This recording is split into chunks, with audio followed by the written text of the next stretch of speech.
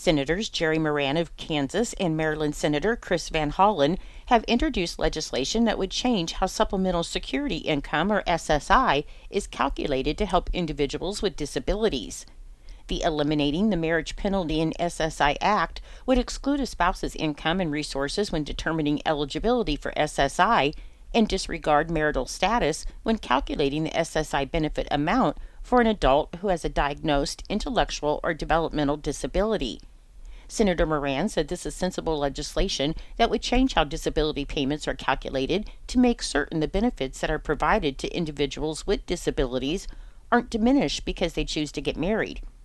The National Down Syndrome Society, the National Down Syndrome Congress, Autism Speaks, the Autism Society of America, the Global Down Syndrome Foundation, and the Muscular Dystrophy Association have endorsed this legislation. The current state food sales tax is 2%. However, tomorrow, January 1st, 2025, Kansans will no longer pay state sales tax on groceries, as it will be reduced to zero, though there will still be city and county imposed taxes. A 2022 law set out a 3-year plan to reduce the state's sales tax on groceries, which was at 6.5% in 2022. In 2023, it was reduced to 4%, and in 2024 to 2%. When the bill was introduced, Kansas had one of the highest food sales taxes, only second to Mississippi, that's at 7%. City and county grocery taxes will still be added, and they range from 0% in 11 counties to a high of 2.25% in Sherman County. And most counties have between 0.01% to 2% grocery taxes, with 12 counties having a grocery tax higher than 2%. The 2022 law was passed with bipartisan support unanimously in the Senate and with an overwhelming majority in the House. After she heard the concerns from Kansans with inflation on food, Governor Kelly said that the tax cut will be a win for the Kansas people. A second change to Kansas law on suspended, revoked, and restricted driver's licenses is also set to go into effect with the new year. Stemming from the passage of SB 500 this year, the new law will, among other things, expand who's eligible for restricted temporary licenses to drive to places like work, school, and the doctor, while the driver pays off the fines and fees that led to their original license suspension.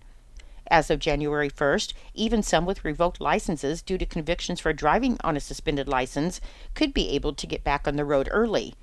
It's one of a series of changes that came with the passage of SB 500, as beyond the expanded restricted license eligibility, SB 500 will also allow courts to immediately offer restricted driver's licenses instead of automatically suspending them while Kansans pay off their fines and fees after missing the initial 30-day deadline. It also limits the reinstatement fee for a license to just $100, because hundreds of thousands of Kansans have been unable to drive because they couldn't afford to pay off a traffic ticket, and the late fees would just snowball. By keeping more Kansans driving legally, advocates of changes like this say it will keep more Kansans working and paying their bills, including car insurance, and more insured drivers means cheaper insurance for everyone. According to the Thomas County Sheriff's Office, on Monday, a grass fire in Thomas County was brought under control. The fire was reported northwest of McCarty Dairy near County Road CC and 31, and the fire was believed to be started from downed power lines. There were no major damage and no injuries reported.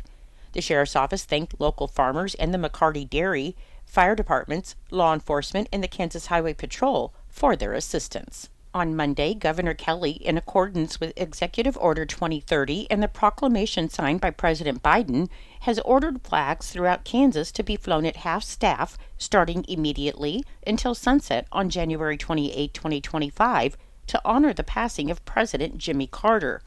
Governor Kelly said former President Jimmy Carter was a truly moral man, and his innate humanity, his humility, his devotion to serving his community and his country, and his belief that the world could live in peace is the remarkable legacy that he leaves behind.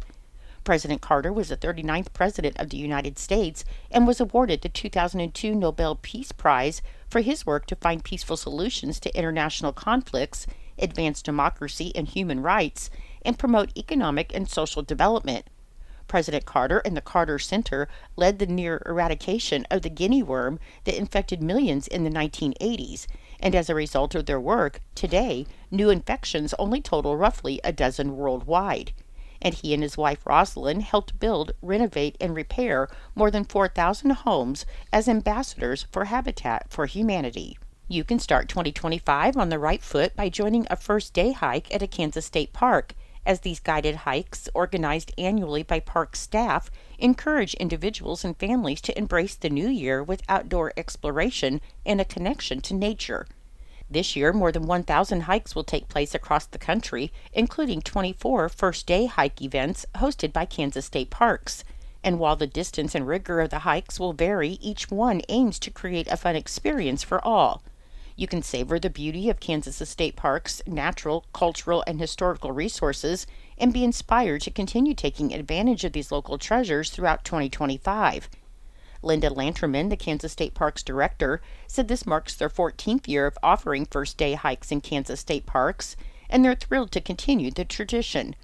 She said these events are a fun and healthy way to kick off the new year, beat cabin fever, and explore some of the most beautiful areas in our state.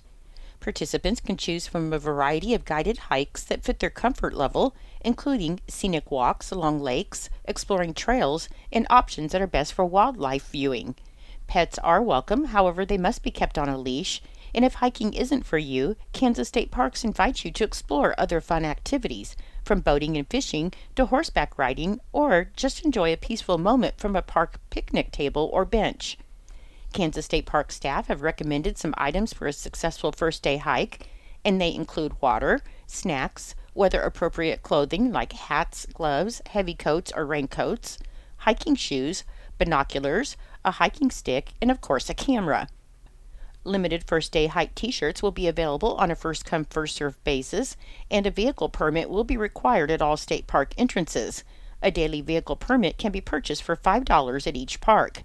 Locally, you can visit Prairie Dog State Park at 10 a.m. tomorrow, January 1st, for a hike along the Steve Mathis Nature Trail. For a complete list of first day hike events in Kansas on January 1st, 2025, you can visit ksoutdoors.com.